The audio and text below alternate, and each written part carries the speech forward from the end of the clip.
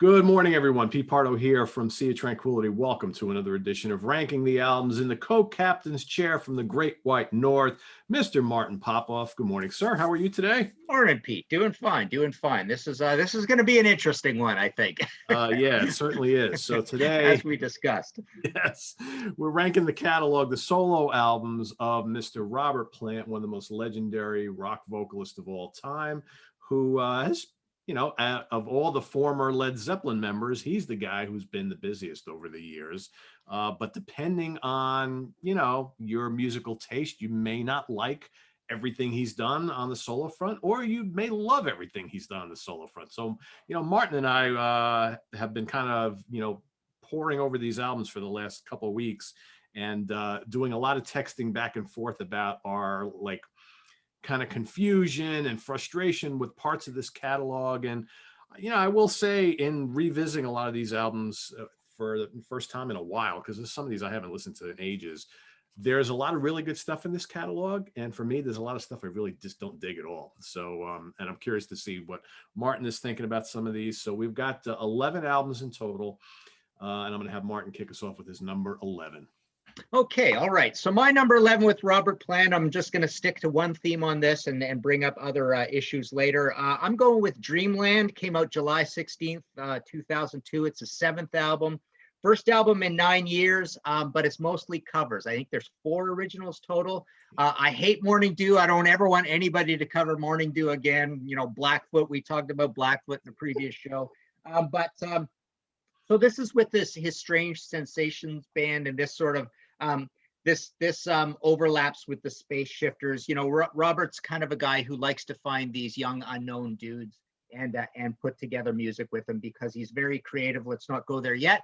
Yeah, my main issue with putting this one low is and I remember railing about this at the time. I just don't want to hear Robert Plant doing covers. If you're going to do this kind of old-timey, interesting, sealed in amber in a jar music, right? Don't do covers. Write stuff. You've had this incredibly interesting life. You're a smart guy. You're an interesting dude. Just write the damn songs. That's what I want, right? So he's already an archivist in the music he's making. I don't want to hear covers. So I just was not interested at all. And I don't like the messiness when someone does something like this in their catalog and you don't know if you're supposed to put a little asterisk by it or not, right? So there you go, Dreamland, number 11. Yeah. You know what, Martin? I found the bottom portion of this catalog really hard to kind of put in order, because I agree with everything you said about Dreamland. I ultimately didn't put it at the bottom of the list, and I'll get to that in a minute. But I'm going to go with my number 11, Band of Joy from 2010. Okay. And you mentioned before, every couple of years, every couple albums, he puts together this new band of youngsters, right, that nobody knows who they are, gives them a wacky name, and releases 2 or 3 albums with each lineup, and just as you get used to them, he sacks them all and puts together another band. So it's hard to keep track of all this. But so this is the first with the Band of Joy. It's really laid back. It's part acoustic, part electric. It's folky. It's kind of country rock. It's he labels it, or a lot of people label it as Americana. I don't know. You Can't Buy Me Love, kind of bouncy, kind of upbeat. House of Cards, I guess, is sort of a fun tune. I mean, you listen to some of these albums, and we're going to get to a couple of them here. It sounds like he's having a blast singing this style, right? This kind of laid back slice of Americana, out in Nebraska, in the hinterlands, whatever. And, it's a long way from the bombast of Led Zeppelin, but this album doesn't do anything for me. I listen to this and I'm literally falling asleep at the wheel. And I know there's a lot of people that love this era in his songwriting and his recording. And it's a lot. I've heard a lot of people say it's a nice change of pace from him. This is what he's into nowadays. And I get all that and I appreciate it. I just don't want to listen to it. So that's my number 12. I'm sorry, number 11. And as much as I don't like Dreamland either, when we get to it in my ranking, I'll tell you why I ranked it above these. So back to you. Mm-hmm. Okay. My number 10 is Band of Joy, and you hit all the points exactly. I love the mention of Americana as well. Again, covers except for one song, I think, on this one. This is his 9th album, September 13th, 2010. Patty Griffin's in there, but But Band of Joy, again, just naming these bunch of guys. I mean, credit to him for not kind of going and wanting to play with superstars all the time and stuff, and just finding these creative guys, because he does like the the creative juice of going with young guys who are going to teach him some new things. But then the irony is it's completely old timey sort of music, right? But yeah, Angel Dance on here, right, sounds like Copperhead Road, just so there's again, it's the big problem here is that I just don't want to hear him. If he's going to go down this road, I don't want to hear him doing covers. It's just the most annoying thing. I've always thought that about lead singers that don't write their own lyrics and stuff, that it just makes you look like an airhead, like why can't you go write some songs, especially if you're Robert Plant sort of thing. So I don't particularly want to just see Robert Plant playing DJ, and just giving us a history lesson, so directly. So yeah, Band of Joy. Yeah, good point. And it's interesting, like some of these more recent albums in his catalog, it's almost like he's trying to appeal less to the classic rock fan and more to like the younger indie rock crowd. And I think, and that's a lot of the people who are listening to this stuff, that's who they are. Unfortunately, that's not me, right? So that's why a lot of this stuff just isn't appealing to me. My number 10 is Carry On from 2017. Which is the second album with the Sensational Space Shifters. So that's another band he's playing with. Last album to date. Again, it's very much a kind of a slice of like, sing-along Americana singer-songwriter type of thing. Really laid back. Lots of acoustic textures. You got New World. I kind of dig that song, kind of dreamy. Season Song, nice and lush. Keep It Hid has got this mix of kind of that style with a little bit of electronica, lots of percussion, but other than a couple mildly interesting songs to me, I find this album completely boring. And that's, it's almost like a carbon copy for me, even though a different band that he's playing with. Band of Joy and Carry On to me are like kind of like a package deal. I don't really enjoy either one of them. Yeah. Carry Fire. It's Carry Fire, right? Right. What did I say? Carry On, you said. Oh yeah, I'm sorry. Yeah. Yeah. Okay. All right. So yeah, this is going to be interesting because it really is, as when we were talking before, it really is about trying to figure out the clumps of whether you're going to buy into what he's doing here or not. And I think I'm going to have some of this stuff a little higher because I'm going to quote unquote buy into it, but we'll get there in a minute. So my next one is I went with 1985's Shaken and Stirred. I've tried to play this album a lot over the years, and I regularly do play it. I mean, I really like Little by Little on it, but this is his first of the big incendiary, reverse tide. Even though Robbie Blunt is still here, the awesome, I think it's Bronco, and there's another band he was in before, but he's pretty much an unknown, and we'll get to Robbie a little more. But it's surprising that he's here. I got Richie Hayward on this one because Richie's the drummer and he does a pretty good job. But this is him going really, really bizarre or strange for strange sake and going really electronic and just kind of post-punk a little bit, like just oddity, obscurity for the sake of it. And so me having this low gives you a little bit of a clue how I'm going to kind of have some of this newer stuff in a little higher, because now we're starting to get the battle between the different Robert Plants. But I mean, Little by Little was the single off of this, and it was the most accessible song pretty much by far. Yeah. And there's very little else accessible. I guess there's a little Police to it as well. That's something a lot of people mention. A little, more in the Stuart Copeland area than anything else. So yeah, and I remember my massive disappointment. And we'll get to that in a minute. But my massive disappointment when this came out. So yeah, there you go, number 9. Yeah, back to that in a minute. But before that, Dreamland, number 9 for me. Everything you said, way too many covers. The new songs are pretty good. Again, this is the first album with the new band Strange Sensation. I like a couple of the original tunes. Last time I saw her is it's kind of this weird mix of like psychedelic rock and that kind of style that he was doing like in the 90s, but a lot of cool wah-wah guitars. I kind of dug that. I almost wish he went in that kind of direction. Red Dress, nice and bluesy. kind of rocks hard, but for the most part, the covers just don't do a lot for me. I think Morning Dew, especially. I know we agreed not to talk about it here, but that's a pretty bad cover in my opinion. Or maybe it's just the fact that I've heard way too many bands and singers cover that song. That being said, the Youngbloods' Darkness, Darkness, pretty fired up. I kind of dig that. Hey Joe, he made really kind of trippy, kicked it up a notch. It's actually kind of heavy. And I don't mind Moby Grape's Skip song. That's pretty good. But for the most part, it's a pretty forgettable album. I totally agree with you. And an odd choice for him to do in that time period. And I think that the originals are strong enough that why couldn't he just do a whole album like that? Kind of strange. Yeah. So interesting. Okay. All right. My number 8, again, this is going to be a clue that I'm going to tentatively buy into his new direction, because my number 8 is still one from the old direction. And it's one I've always had a little bit of a problem with, and that's Manic Nirvana. March 19th, 1990, went gold. There we go. This is Robert with Phil Johnstone. He's kind of the main dude in this.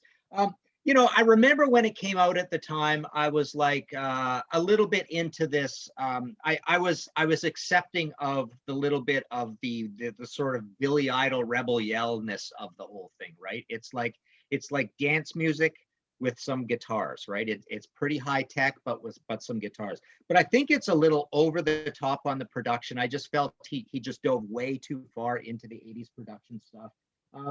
You know, Hurting Kind is very Billy Idol, I thought, but you know, SSS and Q is just dancey. I Cried is kind of cool because he will step off and do some stuff, so that's more of like a psychedelic acoustic sort of thing.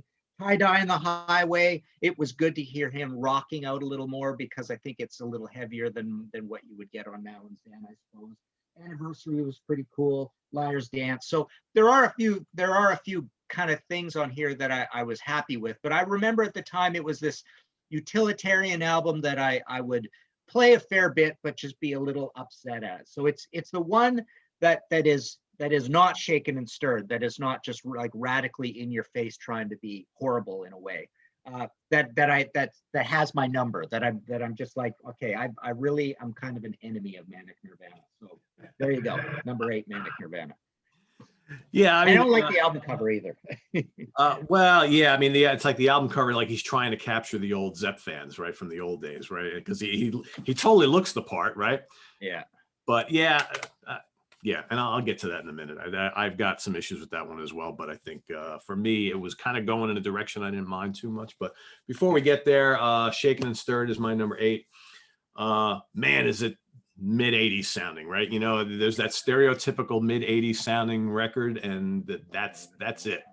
A lot of synths, you know, a lot of electronic drums. I think Plant himself sounds great on the album, which is interesting, because I think a lot of the musically, it doesn't really do a hell of a lot for me. Too Loud kind of, you know, I was waiting for you to mention them before because you threw the Police in there, but Too Loud for me sounds like Talking Heads meets the B-52s.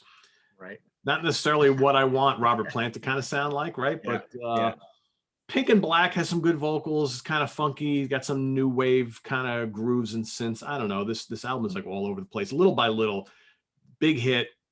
Easily the best song on the album, in my opinion. That's a really good song. Unfortunately, the rest of the album is not quite like that. And I find most of this album not very memorable. And Robbie Blunt, who's on the album, he's not given anything to do here. You know, he had so many good guitar textures and solos on the couple albums that came before it. And then this album, and not surprisingly, Jez Woodruff, the keyboard player, co-wrote almost the entire album. Maybe that's the reason for the direction here. I don't know.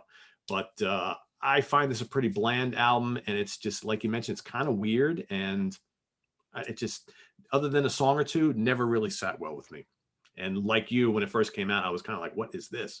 Right? After the couple that came before it.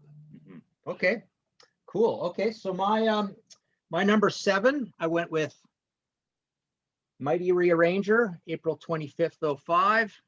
I like the album cover of this and the artwork. It's really cool. So it came with a little, digipack booklet and the lyrics, like this, which is kind of cool.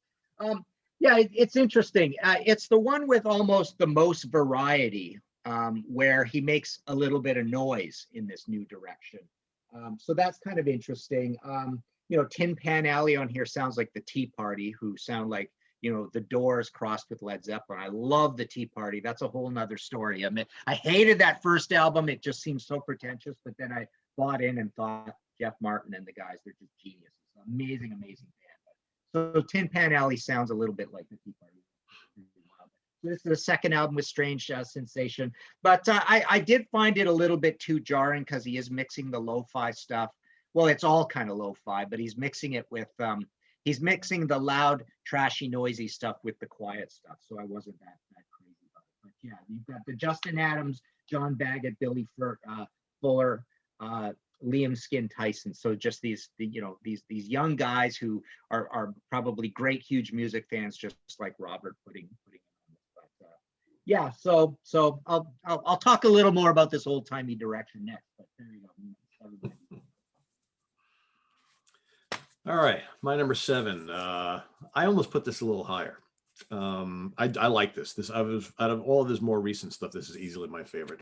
Lullaby and the Ceaseless Roar from 2014.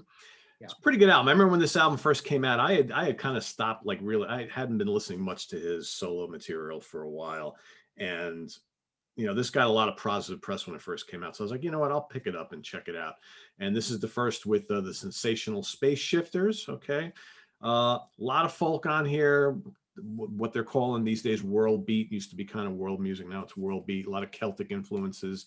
Little Maggie is like the first song on here. That's like a terrific track. It's more of an acoustic type of song, but it's pretty heavy for what it's doing. You got banjo, acoustic guitar, and all these other acoustic instruments, and it's a really, really cool song. You got Rainbow, which is really dreamy. That's more of a rock tune. There's not much rock on this album. Great vocals from Plant. Pocket Full of Golden is an absolutely gorgeous song. Turn It Up is really groovy, lots of that kind of bubbling electronica that he would do from time to time. You got the House of Love, which is a really soothing, almost kind of like Plant doing that kind of crooner thing. Like I said, it's not really a rock album, but it almost like it doesn't need to be. And it's got a really nice batch of songs, and it's actually a very pleasing listen. And there's a lot of really cool, different type of instrumentation going on here. If you don't mind hearing like all these weird like acoustic instruments, it's pretty busy from a musical perspective. So that's my number 7. Could have even been higher, but that's where it's landed today. Nice. Yeah, that is my favorite of the direction too. So I'll talk about that later. But my number 6 is Carry Fire. So this is the 2017 album. And this is the one time I got my glory of getting not to interview Robert Plant, but being in on a little press pool on one of those conference calls, and I got to ask one question, right? But the neat thing is you get the whole interview and you can do stuff with it. It was fascinating. It's just a great interview. He has so many cool things to say, right? So that was it, the one question. And I've been to one of those big swanky Jimmy Page in-person interviews where nobody gets anywhere close to Jimmy Page, and then there's kind of a celebrity just interviewing him on stage, right? Buddy of mine, Jeff Woods, here in Toronto. So that was kind of cool. John Paul Jones I've interviewed a few times. So yeah, Carry Fire. So yeah, I remember hearing a little bit about this record and what goes on with it. But so the idea here is that Robert Plant is such a massive fan, and he has an encyclopedic knowledge of old blues and old folks, and he just loves music. So that's really kind of cool. So what he's trying to do with these later records is, number one, he realizes the limitations in his voice. So he's got a certain kind of singing style, which is super laid back, and he doesn't stress himself very much. And he realizes, and he's right about this, he does have a super interesting voice, and he's a good singer. So he combines those two things. The one thing he doesn't do is test himself very hard, right? So what you have is it doesn't sound like it takes much effort. So you're not super impressed down that road, because really you're just listening to A, a legend, B, a good singer, and C, a good voice. Now, it's funny because he's gone through his period. I love Walking into Clarksdale, but he kind of went through a phase there where he didn't mind being not very accurate with his singing. And he's always like that. I think he does have this ethic where he says, to have feeling in it, you can be a little loose with things, right? But I find he's not very loose with things across these records. So Carry Fire, here I am kind of buying into this direction, but not with my heart, because I don't play these records over and over. So it's like my brain is telling me I need to love this stuff and take it more seriously, but I just never get around to it. Right.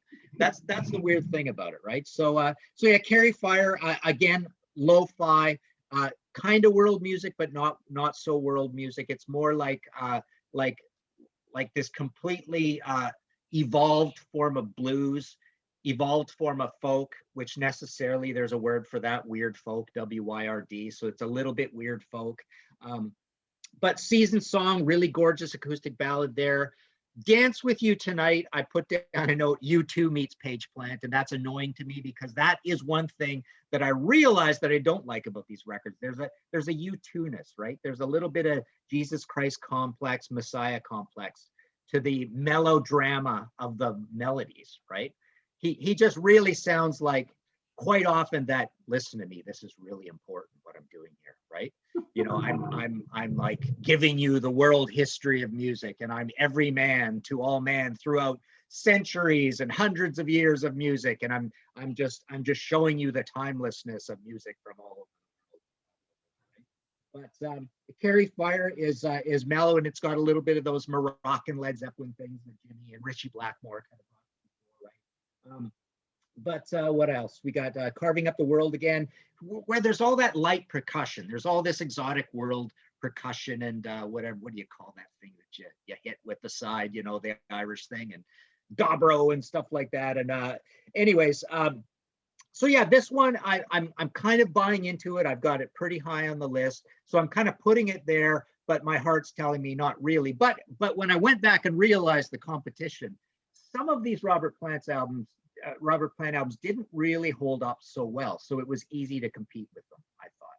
But I love the bravery, the creativeness of it, and the idea of him trying to solve this puzzle almost, which is how do I make forward-thinking, experimental new music, but I'm going to use the oldest tools in the history of mankind to do it. So that's kind of cool. He's literally reinventing super old music. You know how we've always talked about the Band and Creedence Clearwater Revival and these certain bands, even Clutch in a way, that sound like we're making super old music. Well, Robert Plant really sounds like he's making super old music, but he's found a way to get these guys together, this cabal, and write in this way that you go, well, it sounds super old, but I doubt there's any songs that have been quite arranged and written that way. So I've got it pretty high. There you go. Yeah, and I commend you for putting it that high and having the courage to do that. I unfortunately, I kind of bowed out on that one. Can't love everything, right? You know? Yeah. Well, I've got Lullaby even higher, so it's Yeah, crazy. So I've totally stuck two of them pretty high. Yeah, I can totally see that, because Lullaby that's a pretty intriguing album, I think.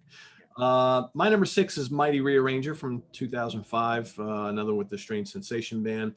I think one of the reasons why I like this album as much as I do is I think he dips into kind of the Led Zeppelin thing quite a bit on this album. And again, he's always kind of had to do that. I think in recent years he's like, okay, enough, I'm done with that, and that's totally cool. But I think there's still enough of that on this album. I think half of the album is pretty rocking. You mentioned Tin Pan Alley before, which I love because it does that light and heavy thing. It kind of meanders a little bit, then it kicks into high gear, then it drops back down again. I love when bands do that. That does it very well. Another Tribe, I wrote in my notes, pulses and oozes, right? It's just it's got this kind of quality to it. Great vocal on that. Shining All Around, really catchy song. All the King's Horses is one of my favorite of the more folkier pieces on here. Really majestic and grand sounding, kind of haunting in spots. The Enchanter also kind of follows a similar suit, kind of folky. It's got that world music thing going, but then there's a hard rock element, which I think fits in really well. Takamba also has those kind of Middle Eastern Zeppelin things going on. I like that. Somebody Knocking is another one of the more intriguing folk pieces on here, and I love the title track quite a bit. Overall, I think it's a pretty strong album and an overlooked album from him. When that came out, I don't remember anybody talking about that at all. But going back and revisiting it, I'm like, you know what? Probably should have gotten a little more attention than it actually did. So for me, it's coming at number 6. Cool. Okay. My number 5, I went with Lullaby and the Ceaseless Roar. Despite that horrible punctuation and random upper lower caseness to it, it drove me just crazy seeing that. Right, good album cover though. I like the album. Yeah, pretty cool. So I put this one highest because I thought it had a little bit of a recurring thread of Celticness to it, which is a little different than the straight folk or the world music or the bluesiness of the other ones. And I thought it was very weird, and it's got that again, that sort of feathery production sound or percussion and production, actually, and that very lo-fi-ness. And this is one of the reasons why Tejas is my favorite ZZ Top album. I just love that strange sort of delicate production that they applied to it. That was just something new and fresh versus kind of the cardboardness, heaviness, semi-heaviness, just the humorlessness of the previous ZZ Top albums, right? So I thought they did something cool there, and I think you kind of hear that on this Lullaby album. But this is the unplugged version of Tejas, basically, right? Poor Howard on here reminded me a little bit of Poor Tom, and Little Maggie again. I totally love that song. I thought that was really cool and kind of weird folk.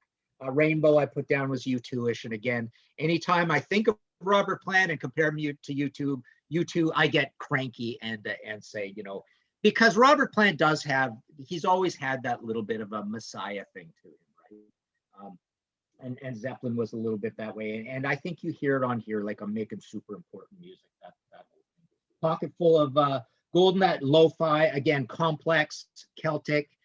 Embrace Another Fall, complex, lo-fi, Celtic. These are all my notes. So essentially, I'm finding a theme here, and so again, it's almost like I'm slotting it in here high because it's like I'm supposed to like this more than I do in a way. It does feel like a history lesson of some sort, and yet again, it does feel like he's on some sort of strange frontier, like a glitch in the matrix where he's combining the future and the past, so kind of interesting. So there you go, number 5. Yeah. All right, my number 5, Manic Nirvana from 1990. I agree with a lot with what you said. For me, I like it because it's a pretty rocking album. Hurt and Kind, I've Got My Eyes on You, great song. Was played on the radio quite a bit. Some Led Zeppelin references throughout a lot of this album. Big Love also rocks pretty hard. SSS and Q also is a good rocker, but I agree it's not a great song. She Said, it's got some really good Doug Boyle guitars. He's a great player too. Never got much credit. A lot of people talked about Robbie Blunt the first couple albums, but then you got this guy Doug Boyle, who was also very notable, but he kind of came and went. I think Plant sounds great on the whole album. A lot of groove on here. Tie Dye on the Highway, also another really good song. Anniversary is kind of atmospheric, lots of synths, dreamy vocals. I kind of dig that. Might be one of his hardest rocking albums. My issue with this album, I think I really appreciate for that aspect. I just find that the songs aren't as memorable as some of the albums that came before it.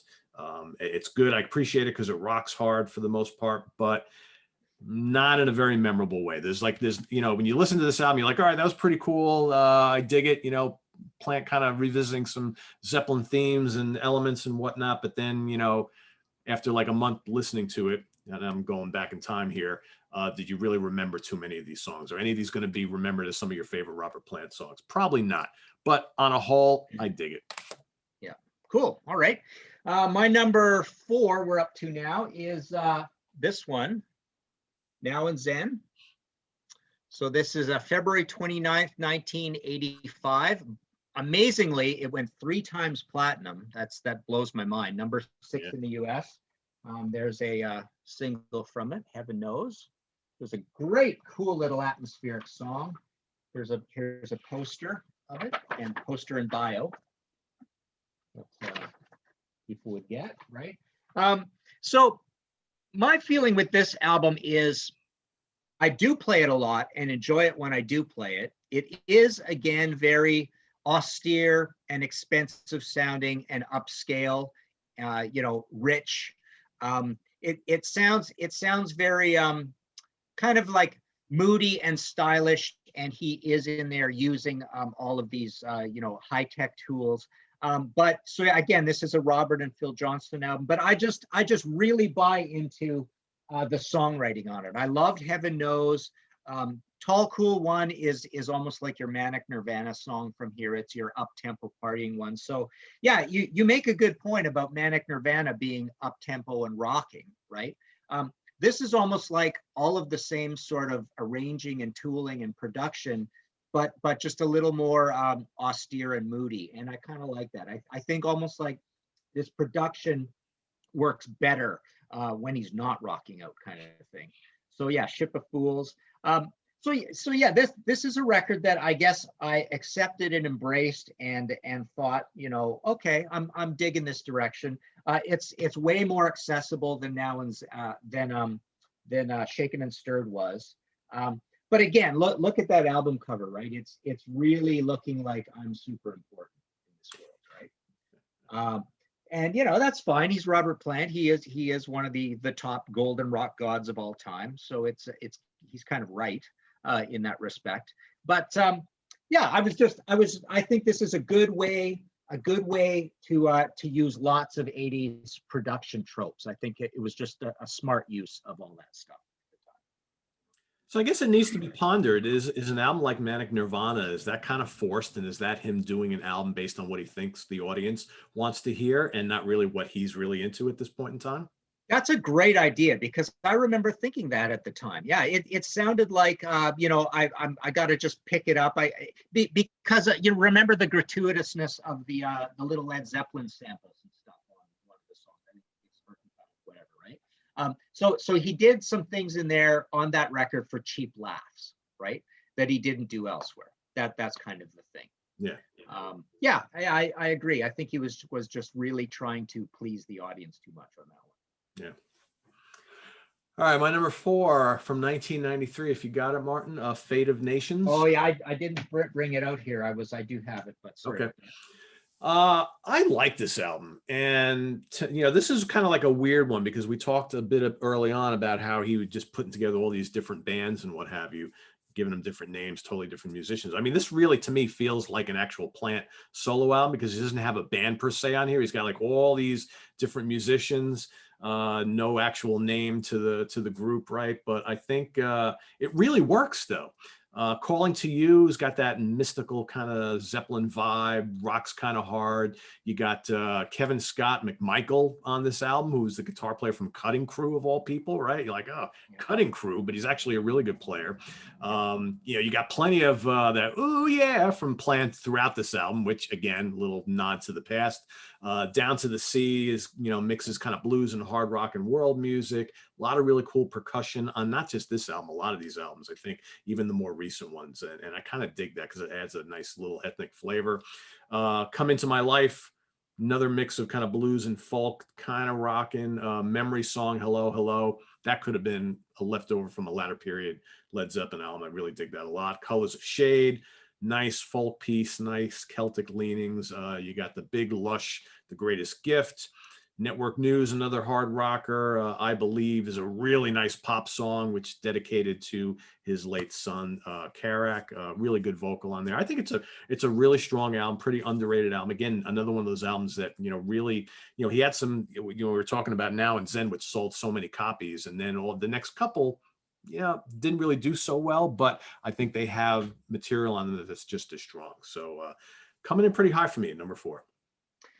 Yeah, okay. So my number 3, same album, Fate of Nations. I remember when this record came out, the big thing about this record is that, and a lot of bands have gone through this, you could almost do an episode on this, the idea where it's time to put away all the technological claptrap and go back and come up with a timeless production, which is frankly quite analogous to a 70s production in a way. Yeah. I mean, who knows why this worked out this way, but the 70s is timeless production, and essentially once you get to the 90s and the 2000s, you can do a lot of things that sound more or less timeless too. But the 80s is not timeless production, and the 60s is like old-timey production. It's just not good production, right? So essentially, Fate of Nations, I remember when this came out, everybody kind of really liked this record. It was well regarded, and it is now one of these super well-regarded albums of the catalog.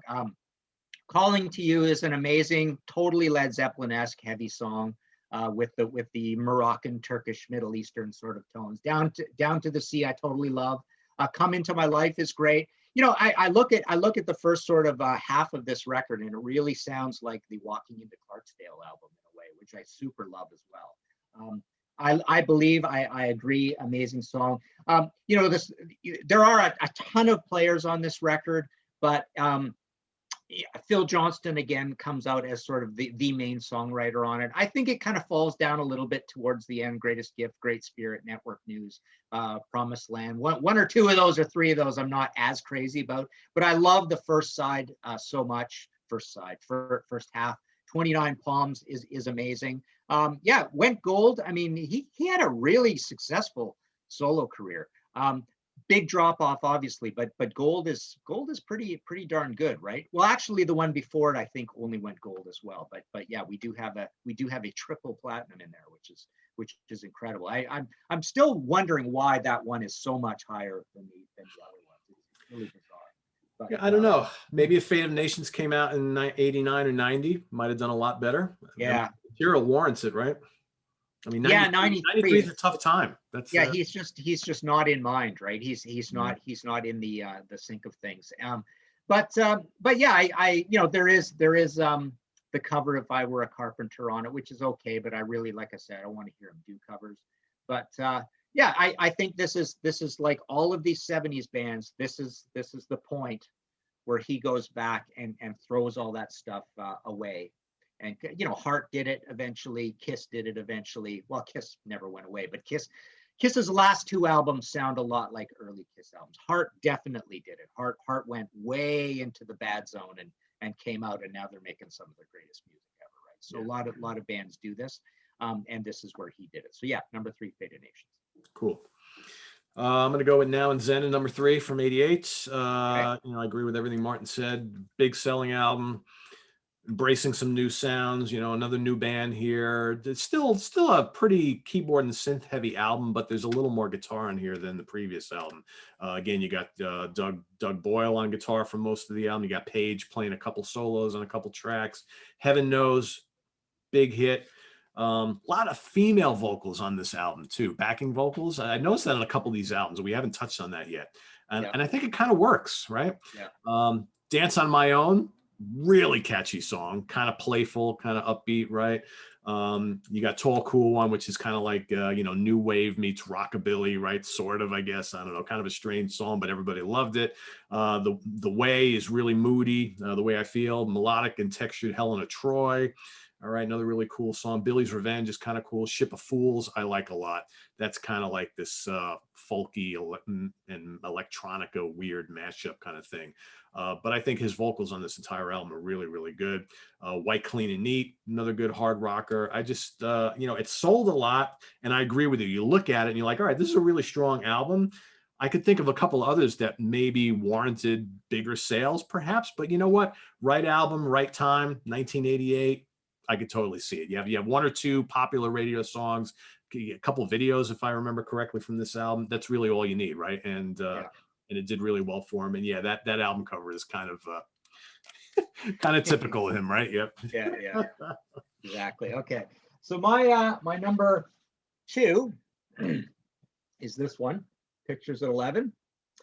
And I remember when this came out, super excited about it. I love that album cover. I think he looks awesome on there. It's a great fashion sense. I love the new logo, right? Which he used, actually used on three First albums. 2, right? First 3. What is it on? Yeah, I think it's on, or no, actually it's a little different. It's a little stylized on Shaken and Stirred, but it is sort of the same. Yeah, I thought it was a cool album cover, and you know, the back like that, right? That thing on it. But so this record, I remember playing it a ton. What kind of album is it? It's really an album that sounds like a cross between, I would say, Presence, In Through the Outdoor, and Outrider by Jimmy Page in a way. And I mean, it's just a perfect link in between. So you get the debut of Robbie Blunt on here. I find a little bit of it too funky or a little bit odd. Like he proves right away that he's trying to distance himself from Led Zeppelin. Definitely not on Slow Dancer though, of course. What else did I really like on this? I don't like Pledge Pin or Worse Than Detroit too much on here. Like I've Never Been Gone, gorgeous, gorgeous ballad. Very Zeppelin-esque, that one. Slow Dancer obviously is the big Zeppelin-esque heavy one. It's probably the heaviest song of his whole solo catalog, actually, if you think about it, right? But drums, Phil Collins and Cozy Powell, we'll get to more of that later. Jez Woodruff, I interviewed him once and asked him about a lot about this album, but it was when I was doing one of my Sabbath books, because he's the guy on Technical Ecstasy, right? Possibly just Technical Ecstasy, maybe a tour or something in there as well. Paul Martinez and Robbie Blunt. So Robbie Blunt is coming in and sort of playing the Jimmy Page character a little bit. So that is his one sort of link to the past on here. But trashy, playful. The recording is okay, but it's a little casual, right? And yeah, the songs are a little all over the place. You know, I've got it in here number 2, but I would not call this a 10 out of 10 album. I would almost call this a no higher than an 8 album, which is quite bizarre to me, even though it's coming in at number 2. So much as I like so much across the Robert Plant catalog, there's not a lot of records that I'm super high on the rating out of 10. So there you go, my number 2. Yeah, I don't think I'd give any of these albums a 10 out of 10, to be honest. Oh, I will. I'll give 1, but I'll get to that. Yeah, all right. Well, obviously I know what your number 1 is, and I kind of struggle with my number 2 and my number 1 because I like them both pretty much equally. And I was like, which one do I, so I went with the order of release here. So I went with Principle of Moments as my number 2. And you asked me next week, it could be my number 1. I dig these first 2 albums quite a bit. Again, there's moments of Zeppelin-y stuff. And I'm surprised you didn't mention it. Maybe you don't hear it, but I do. I hear a lot of Dire Straits on these first 2 albums. And maybe that's more so Blunt having this kind of like Knopfler-ish tone to his guitar at times. Interesting. Yeah. But the music is a little laid back kind of in spots. So, but this is a great follow-up to a very good debut. You got Phil Collins and Barrymore Barlow, formerly of Jethro Tull, on drums here. Good lineup on both of these albums. You got the anthemic Other Arms, which is a terrific song. In the Mood, everybody loves In the Mood. That was, you couldn't turn on the radio back in the day without hearing that. Atmospheric, right? Really, really showed off the guitar skills of Mr. Blunt. You got Reckless, which is a good rocker, or Reckless Love, sorry. You got Through with the Two-Step. Really cool song. Horizontal Departure, really groove laden, memorable. Big Log is a tremendous song. I almost put this in the number 1 spot for that song alone. And I think that is an absolute masterpiece of guitar textures and melodies from Robbie Blunt. And again, it's part Jimmy Page, but for me, I hear even more Mark Knopfler in that song specifically. Just absolutely gorgeous, gorgeous guitar song right there, and a really good vocal from Plant. So, a really interesting, album cover here, and in the back, you got a little King Crimson beat thing going on there. It's very cool album, and like I said, I could flip flop these top 2 any given day, but they're both really, to come out of the gate in your brand new solo career after leaving, after this legendary band breaks up, and to not go right into doing the same style of music, you got to give them a lot of credit. And these albums really work quite well, I think, and they hold up pretty well. Mm-hmm. Cool. All right. So my number 1, I am going with the same record, Principle of Moments. And in the Led Zeppelin catalog, I would say Physical Graffiti is first. This beats every Led Zeppelin album for me besides Physical Graffiti. I have for many, many years called this my favorite album of all time. I have definitely said that before. I also, go with Physical Graffiti. I go with Sabotage, Queen One. Sometimes I go with Clash Lemon. For years and years and years after this came out, though, I would say all through the 80s and into the 90s, anybody who would ask, I would call this my favorite album of all time. Let's start with, again, Big Log, masterpiece ballad. Just the songwriting is so fresh. But even above that, in terms of architecture, is In the Mood. like what an incredibly written song. The way that that riff goes across that amazing beat. Like what a cool, innovative, fresh way to come up with a ballad. And it's even got a beat to it, right? Yep. Amazing, amazing song. Reckless Love is this thorny, somewhat Zeppelin-esque, but it's sparse. And that's the thing I love about this record is there's just this interesting arrangement, atmosphere. Everybody sounds completely separated, like they're in different parts of the room. Like a perfect example is Through with the Two-Step. It's got this massive, massive slow beat, but it sounds 1,000 miles away from the rest of the band. It's amazing. And again, just the way the keyboards are integrated into this, I think it's just a beautiful use of synthesizers, very modern sounding. Other Arms is incredible as well. Messing with the Mekon. I mean, everything that's a little bit up tempo and a little bit noisy, I'm just totally with them and loving the direction. I guess the thing with these two records together, the first two, is that the songwriting is just too playful and I don't know, like I say, funky on Pictures at 11. On here, I totally am buying into the idea that he is a genius, a rock god, and Robbie Blunt's everything he does across here. I love the Mark Knopfler reference as well. I actually have never actually thought that, and it's totally true. But I think what Robbie does on here is better than anything Jimmy Page does on any given Led Zeppelin album. The only downfall to what he does on here is that it's definitely super inspired by Jimmy Page. And he's either doing it on his own volition, or he's doing it because Robert wants him to do it, or Robert wanted that kind of guitarist in here doing this. I don't know why this album is slightly more Zeppelin-esque than Pictures at 11, but it kind of is.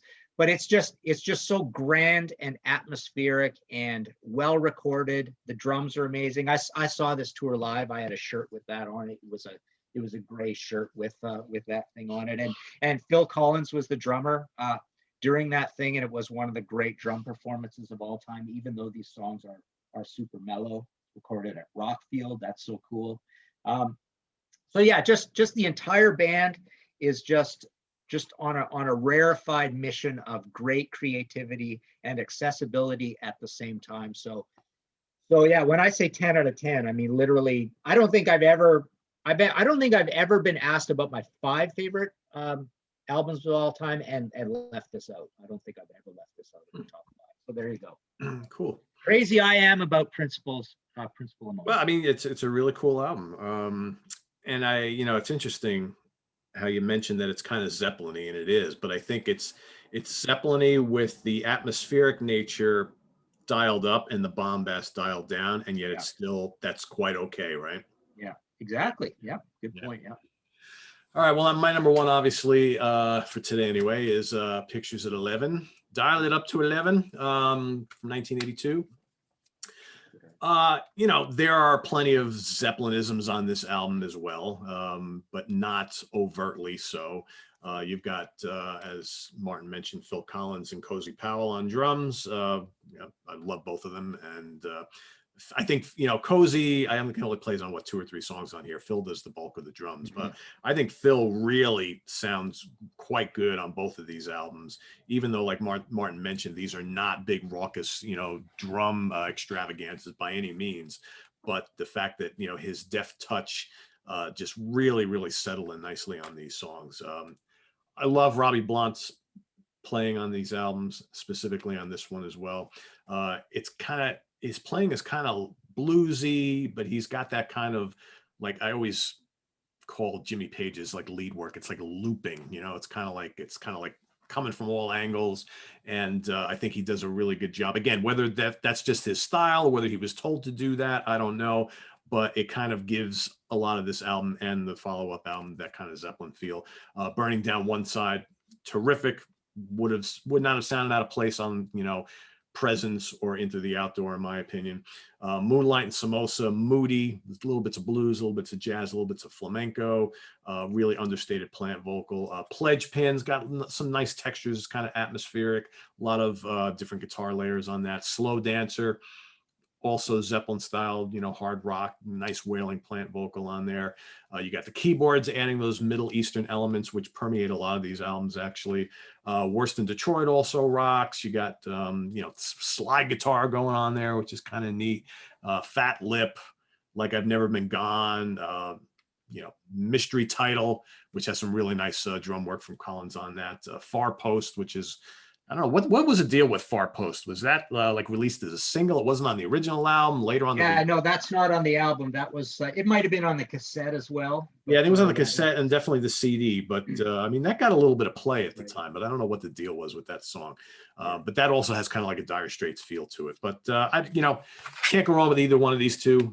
Whether it's your number one or your number two, like Martin and I both flip flopped them. I think they're both really strong records, and for me, easily my favorites of the catalog. But there's some, you know, I mean, let's be real here. There's some really interesting stuff in this catalog, and I guess we have to give Robert Plant and all the musicians he's worked with a lot of props for not wanting to stick to any one formula and not wanting to kind of relive history by making, you know, Led Zeppelin records over and over again from in the almost 40 years since he's been doing solo albums. Yeah.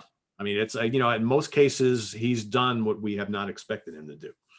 And whether you're along for the ride or not on some of these albums, you know, you still got to give him credit for taking that chance, right? When a lot of other, you know, aging rock stars are basically putting or trying to put out the same albums they've been doing for the last 50 years, right? Yeah, yeah. And unsuccessfully doing that. Yeah. Another little point I wanted to mention is that, you know, I realize in going through this, Robert uses the titles of songs to say more than what is in the song, right? Like a lot of the titles don't have a lot to do with the lyrics of the song, right? And they're very interesting titles, and they make you think. So that's one thing he does. One other funny point, Other Arms. So Sammy Hagar I think it's on the 1013 album, and I remember bringing this up with him, and he was kind of surprised. But he has a song that goes, dun, dun, dun, lay down your arm, ding, ding. And it sounds like literally a rip of what Robert Plant does. It sounds so similar to I think it is Other Arms. I'm pretty sure, because again, here we are with the titles. But is that the one? Yeah, lay down your arms, and then it's a pretty rocking song in there. So yep. So listen to the Sammy Hagar song, which I'm sorry I can't remember the title, but there is one that starts exactly like Lay Down, like Other Arms, and he stops and he says, lay down your arms, and then it goes into the music, and it's kind of the same beat. So it's funny. It's like he subconsciously picked up that tune, but yeah, crazy catalog. I don't know. It's like I say, I just have this oddity with this catalog where one of them is just so much higher than all the rest of them, sort of thing. And that's, you know, I love Walking into Clarksdale too. I mean, that's a fun album. Yeah, I like that too. That would be so high if that was a Led Zeppelin album. I've gotten into arguments with people about that one, but that one would be really high on my list in the whole Led Zeppelin ranking. It was in there. So yeah, it's good stuff. And it's funny, you know, obviously in revisiting these albums and listening to a lot of Robert Plant over the last week, it's like for whatever reason, all I keep hearing in my head over and over and over again is lighten up, baby, I'm in love with you. And I can't get it out of my head. Damn it. And now it's ruined my entire week here now. Yeah. Meanwhile, I got to concentrate on other stuff. Yeah. But, you know, the theme across all of this is a guy who he seems obsessed with not wanting to get old, right? He's like a musical vampire. He needs young people around him. He needs people inspiring him and moving him forward. But then later in life, you know, so that's the theme across the whole first half. But when you get to the second half, it's almost like he's embracing old age and thinking it's the coolest thing in the world, because now he's making music that sounds like it could have been made 300 years ago.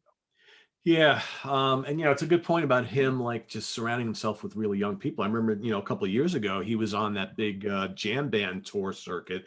They played over here. And I'm thinking, well, that's kind of strange because, you know, most of the folks who go to those summertime, you know, all day jam festivals, they're a bit younger than me in most cases.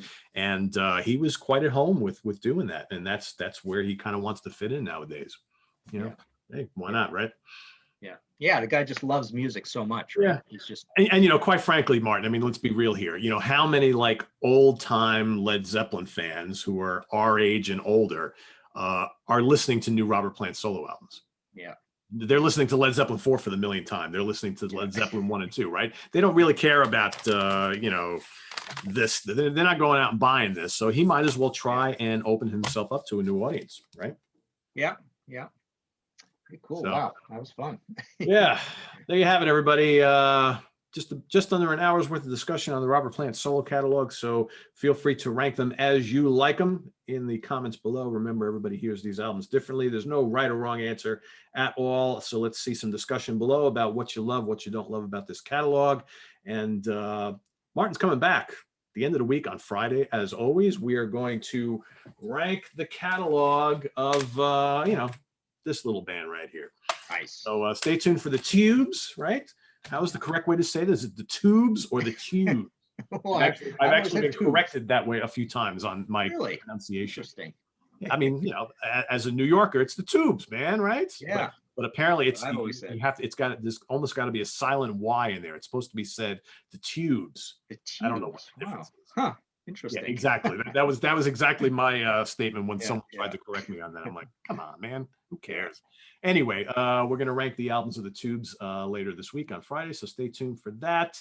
And Martin, you got any upcoming books or stuff that you've gotten back in stock? I know you mentioned a couple the other day. Yeah, not particularly.